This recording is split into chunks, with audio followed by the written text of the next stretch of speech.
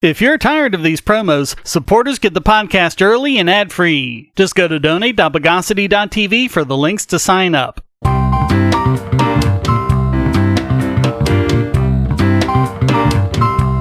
Welcome to the Bogosity podcast for the week of November 22nd, 2020. The podcast that closes the cover before striking.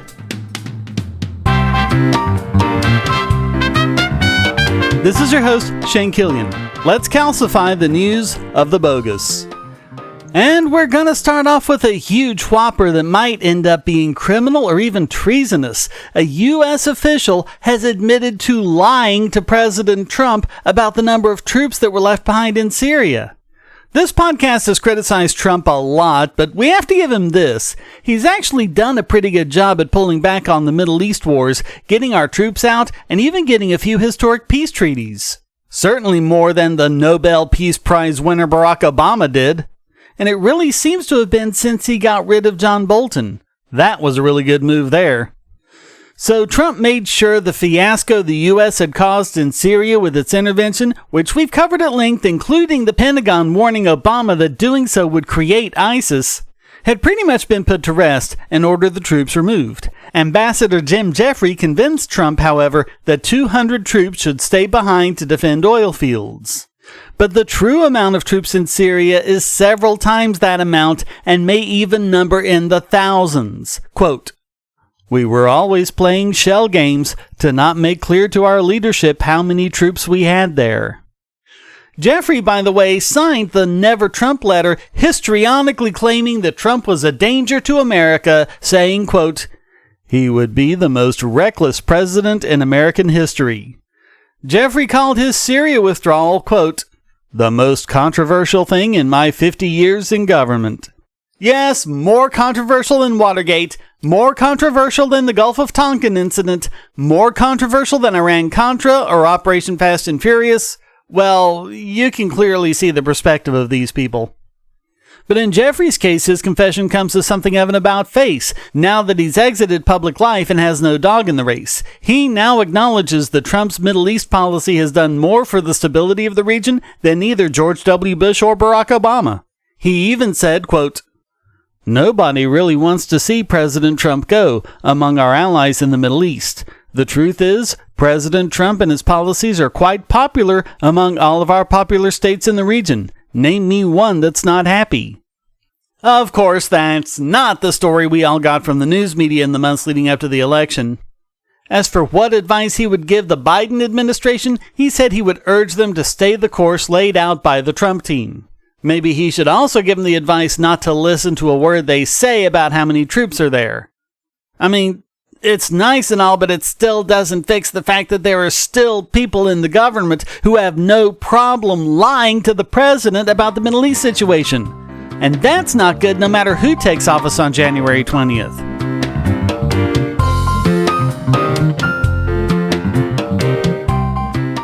If you're looking for ways to support this channel, but you don't have any spare cash and you can't stand advertisements, you can do so by generating your own cryptocurrency.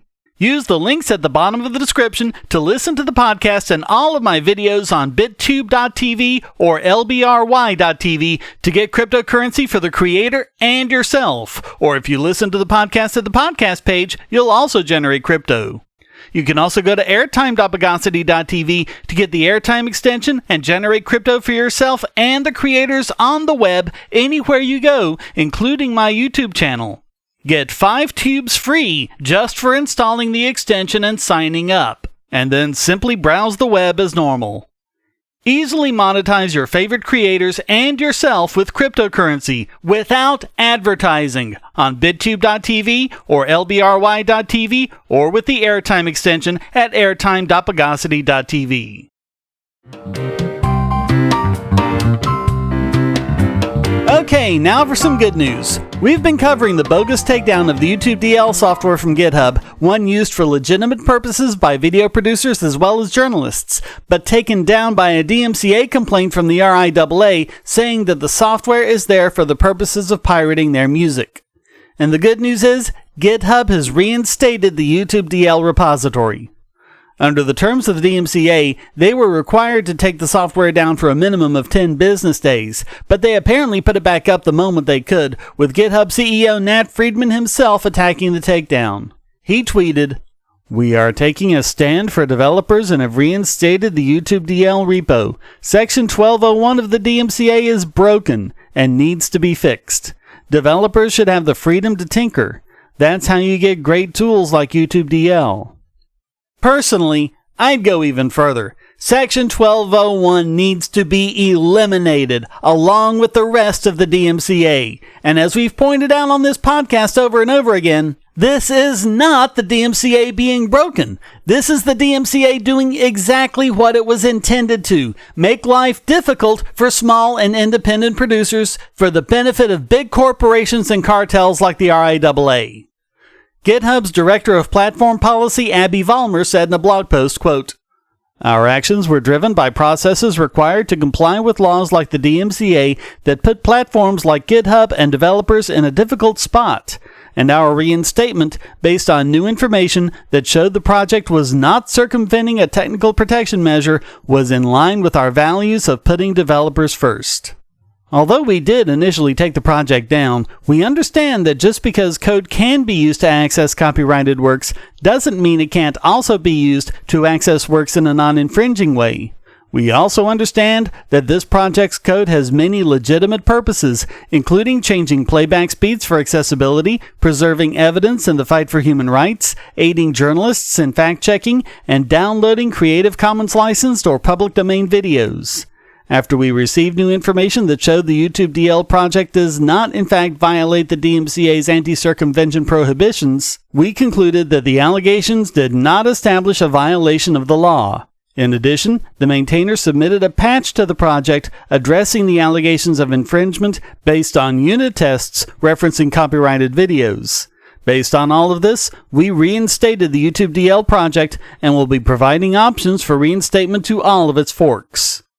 She also mentioned several changes they were making to their process, which include: every single credible 1201 takedown claim will be reviewed by technical experts and will also be carefully scrutinized by legal experts.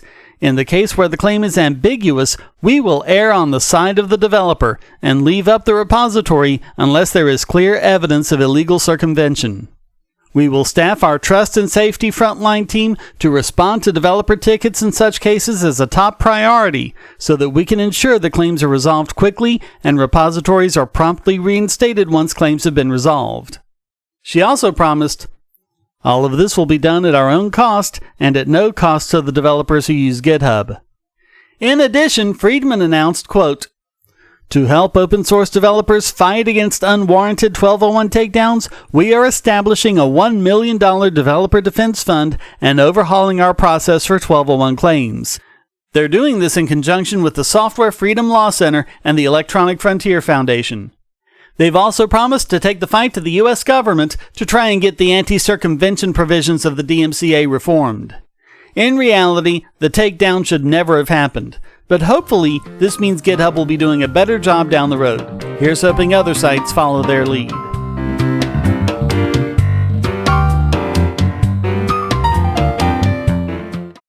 If you're on the Wi-Fi in a coffee shop or hotel, anyone on that network can get your traffic. Do you really trust all of those strangers? For that matter, do you really trust your ISP? A VPN can protect you from prying eyes, disguise your location, and even foil government censors. It's essential in this day and age, so go to vpn.bogosity.tv and you'll be taken to BoxPN. Starting at just $2.99 a month, you can get unlimited high-speed connections to VPN servers all over the world, and they don't log connections, so your privacy is assured. Traveling abroad, just VPN home, and don't worry about what those other governments are doing. Back at home, stop your ISP from traffic shaping and messing with the quality internet access you're paying good money for. You can connect from multiple machines at once, including your smartphone or tablet, and it supports all the secure standards, including OpenVPN and SSTP.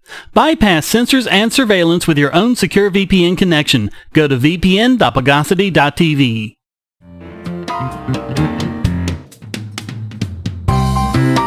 So, you remember how Joe Biden promised he would cure cancer as president? Well, he's not off to a great start if his own cancer charity is anything to go by. The Biden Cancer Initiative was started by him and his wife, Jill, after their son, Bo, died of cancer at age 46. So you'd think this is something they'd take seriously. I mean, what kind of horrible human being would you have to have a son die of cancer and then use a cancer charity as a front for corrupt funding?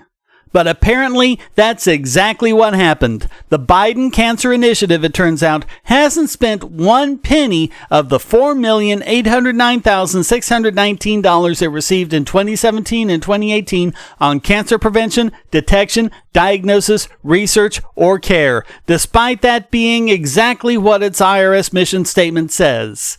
What it did do was give millions of dollars in salaries to the Washington, D.C. aides it hired. The money went to people like former Pfizer executive and healthcare lobbyist Gregory Simon and Danielle Carnival, former chief of staff for Obama's cancer initiative, which Biden headed. The so-called charity also spent nearly $100,000 on travel expenditures and almost $750,000 on conferences. Let me explain to you good folks how this works. Bribery is illegal. Charitable donations aren't. So you start a charity, give your buddies and maybe even yourself a salary from it, and you pay yourself a bunch of expenses. That way, instead of taking a bribe, you just accept donations to the charity. This is classic government corruption laid bare. And barring a legal long shot, Biden will be president next year. If you're expecting anything at all in Washington, D.C. to change, you're fooling yourself. If anything, it's only going to get worse. We live in a world where light bulbs connect to the internet, and recent attacks on them prove that your online security is under threat like never before. Not only your websites, but the internet-enabled devices you buy. And the biggest problem is weak passwords. That's why you need LastPass. LastPass allows you to randomly generate strong, unique passwords on the web and on your internet-enabled devices, all protected by one master password. LastPass sets up in minutes and gives you secure automatic logins throughout the web, synchronizing across all your browsers, all your computers, and even your mobile devices, at home, at work, or on the road. It even securely stores sensitive form data, including credit card numbers, backup sensitive documents, software licenses, Wi-Fi logins, and more. And with LastPass Premium, you can get these benefits on other applications, manage passwords for your entire family, and also get priority customer support. Sign up at password.bogosity.tv for a free month of LastPass Premium. Log in securely everywhere using the last password you'll ever have to remember. Go to password.bogosity.tv and get LastPass now.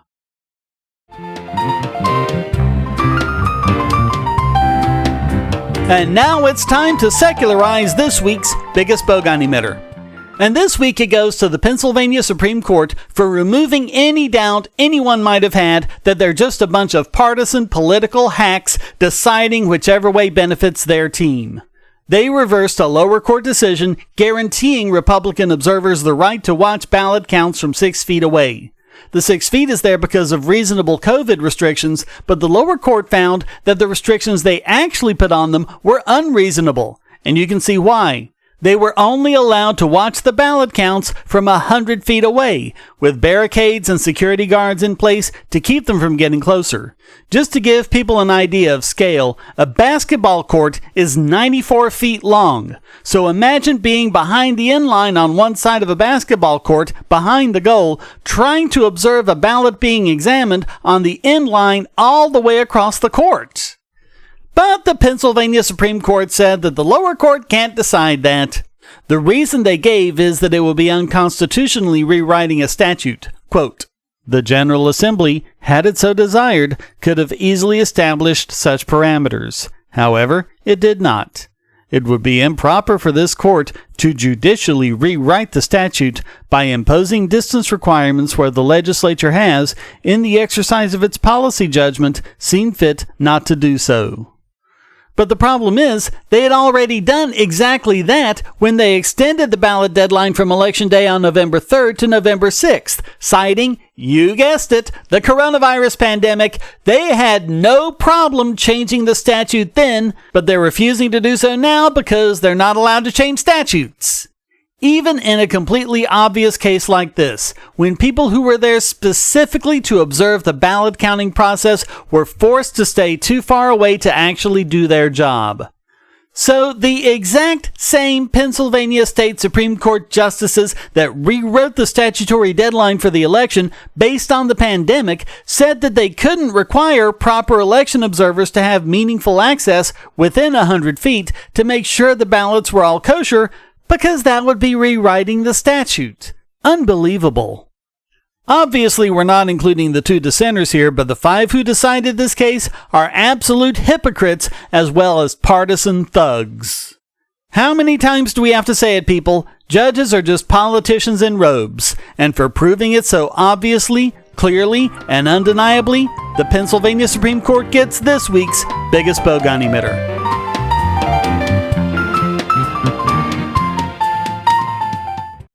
I want to tell you about the eyeglasses I've been wearing for years. As people can see on my videos, I have a very strong prescription, which makes glasses more expensive, especially when I need computer glasses, reading glasses, prescription sunglasses, and most expensively, progressive lenses for general everyday wear. To save money while still getting quality glasses, I get them from Firmoo. In fact, I just got a pair of progressives with high-index aspherical lenses and a nice pair of frames my wife loves for just over $100. It would have been $500 to get them through my eye doctor. Not only do they look good, the glasses are durable. I've worn many pairs for several years without problems. All orders come with a 30-day return policy, a 3-month warranty, and one-on-one customer service. Go to Firmoo, that's FIRMOO.Bogosity.tv anytime you need quality glasses at a low price. Once again, that's Firmoo.Bogosity.tv.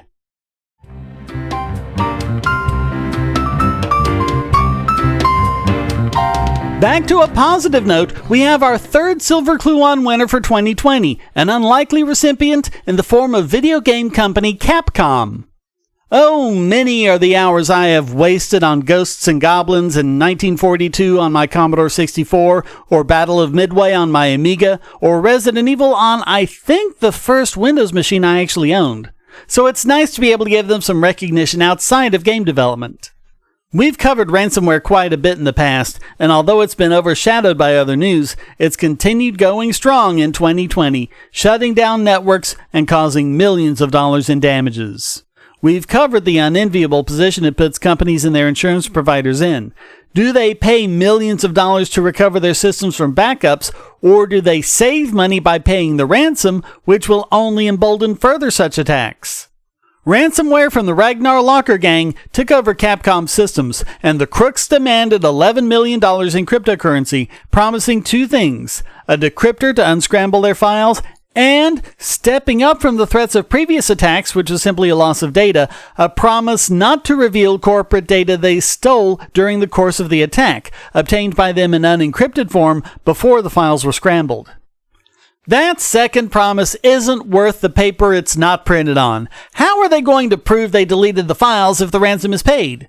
For that matter, they didn't even promise to delete the files, only not to reveal them. They claim to have obtained unencrypted copies of accounting and banking files, intellectual property and proprietary information, personal information of clients and employees, corporate agreements, private correspondence, all sorts of information stolen from their offices in the US, Canada, and Japan. The ransom note said, quote, "If no deal made, then all your data will be published and or sold through an auction to third parties." But they have no way of proving they wouldn't just sell it anyway, or indeed that they already haven't. Capcom reported the breach and said they couldn't specify how much data was compromised as the hackers blitzed their log files before exiting. But of course that meant it was possible that the missing logs might have revealed that the criminals didn't actually get any data at all and they're just bluffing. Still, that sinking feeling of not knowing how much of your data has gotten away from you is known all too well by any IT department that has experienced such an attack. So, on to Capcom's response to all this, which was to make them a counter-offer of $0.00. That's right, they refused to pay them anything. Good for them. Sadly, as it turns out, the hackers have made good on their threat and are releasing at least some information, according to some who claim to have seen the leaked information. Here's hoping it's as minor as it seems, and that all of the clients and employees of Capcom don't see their personal information leaked everywhere. But everyone, as usual, secure your own information. You know the drill, we've covered it before. But Capcom is staying the course, not regretting their refusal to pay the criminals no matter how much data gets released. Apparently, there's not much they're actually worried about. They're not behaving as if there are any scandals to be revealed. The only indication we have about the leaked information is heavily redacted emails, which have shown things like release dates and source code, but some of it is actually giving people a happy feeling about what might be coming up from Capcom. And that kind of advertising you just can't buy. Well done, Capcom. Enjoy your shiny new silver Cluon as much as I enjoyed your games in many hours of my youth.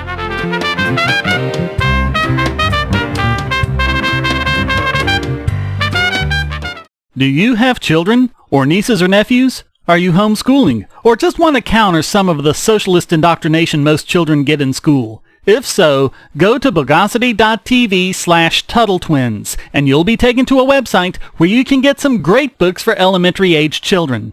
The Tuttle Twins books are books about liberty and free market economics that include children's versions of Bastiat's The Law, Leonard Read's I, Pencil, and Hayek's The Road to Serfdom, as well as books about the Federal Reserve and how regulations protect business cronies. They'll learn about the harm caused by eminent domain, or regulations passed in the name of safety, and fundamental concepts of liberty. And as you can see from the sample pages on the website, they're all easy to read and nicely illustrated. They're just $9.99 a piece, or get a special discount as well as free bonuses when you purchase all 5. You can even buy in bulk to donate to schools and local libraries. So get the Tuttle Twins books at Bogosity.tv/TuttleTwins.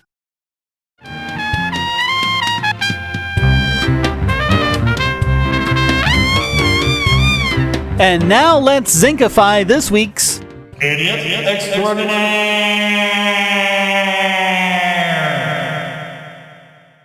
And it's another one for California as Governor Gavin Newsom pulls what he calls an emergency brake on the reopening and even orders a curfew. Hey, didn't we cover the California Supreme Court smacking him down for doing exactly this sort of thing? The number of new cases started spiking about a month ago. In the past 2 weeks, we should have seen a comparable amount of deaths since those figures lag cases by about 2 weeks. But we're not. Total deaths continues to increase linearly, not logarithmically as cases are. The reason why is difficult to pin down. It may be that we've gotten a lot better at treating COVID-19. Or it could just be additional testing, catching people who were never going to die of the disease anyway. Sort of like how recorded autism levels started to rise about 25 years ago, but not because there were more cases of autism, but because there were more extensive diagnoses. Which is probably why people like Newsom are just focusing on cases, not deaths. And cases in COVID are apparently defined as any infection, something else that hasn't been done with any other epidemic or pandemic ever. Ordinarily, you have to be symptomatic to be a case, but hey, you can't scare people unless the numbers are big. Hence these extended lockdowns. What was originally meant to give hospitals a break until they could gear up for COVID patients has extended into what seems more and more to be permanent, since many officials are saying they won't get things back to normal even after a vaccine is released. As we've covered over and over again, there is no scientific basis whatsoever for these extended lockdowns. But as we've also covered, scientists pointing that out are shouted down, silenced, bullied, and even threatened. They aren't debunked with evidence, however. But what's funny in Newsom's case, funny ironic, not funny haha, is that California has had among the strictest lockdown and other restrictions in the country, and yet their cases, according to Newsom, are going through the roof. But isn't that just a tacit admission that none of his policies have actually worked?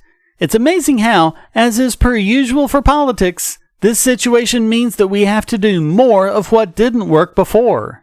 And that includes more restrictive mask mandates, with Newsom saying masks must be worn anytime you're outside. He's also ordered a curfew, a limited stay-at-home order from 10 p.m. to 5 a.m. What that's supposed to achieve, I have no idea. If you limit the hours people are allowed to go outside, you're just increasing the number of people outside at any given moment when they are allowed. I would have thought that was obvious, but hey, I think herd immunity works, so what do I know? But it does seem as if the police are stopping one step short of an outright refusal to enforce the order. Fresno police said they would, quote, concentrate on their regular responsibilities to serve and protect the people of Fresno, with the county sheriff, Margaret Mims, saying, quote, we are not going to make criminals out of normally law-abiding citizens. The Sacramento sheriff said that they, quote, will not be determining, including entering any home or business, compliance with, or enforcing compliance of, any health or emergency orders related to curfews, staying at home, Thanksgiving, or other social gatherings. I have to ask, again, what is the end game here? What does the victory over COVID look like? What's the criteria where we finally say, okay, let's go back to our lives? Someone please answer. In the meantime, Gavin Newsom gets himself yet another Idiot Extraordinaire.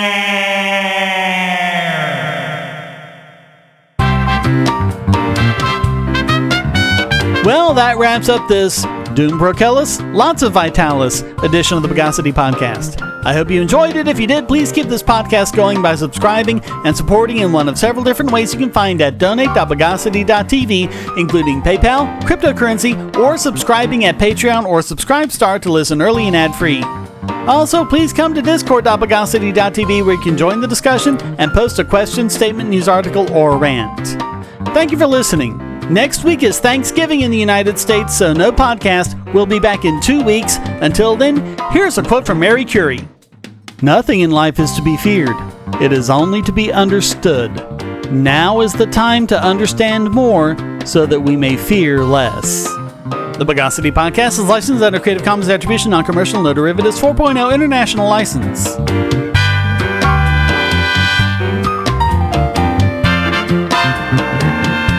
Bogosity.